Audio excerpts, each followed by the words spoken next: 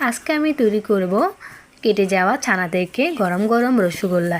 এগুলোকে ভালো করে প্রথমে মথে নিতে হবে যাতে এগুলো নরম হয়, দেখতেও সুন্দর হয়, খেতেও ভালো লাগে। এই যে ভালো করে মথে নিতে হবে, দেখতে পাচ্ছেন। তারপর আমি একটা আকারে শেপ করে নেব, ছোট ছোট আকারে শেপ করে নেব। দেখতেই পাচ্ছেন সবগুলোই একটা শেপে নিতে হবে।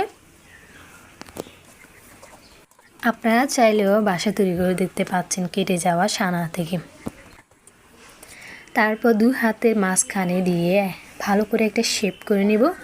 পরিমাণ মতো চিনি, তারপর পানি দিবেন পরিমাণ মতো, দারচিনি, এলাচ এগুলো দিয়ে ভালো করে ফুটিয়ে নিব। ফুটিয়ে নেওয়ার পর আমরা কিন্তু রসগোল্লাগুলো দিয়ে দিব। দেওয়ানোর পর কিছুক্ষণ ফুটাবো, তারপর একটা ঢাকনি দিয়ে ভরে রাখবো। কিছুক্ষণ পর দেখতেই পাচ্ছেন এগুলো সুন্দর ফুলে উঠেছে। আমাদের তৈরি হয়ে গেছে রসগোল্লা।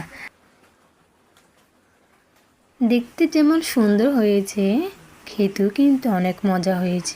নতুন নতুন ভিডিও পেতে প্লিজ সাবস্ক্রাইব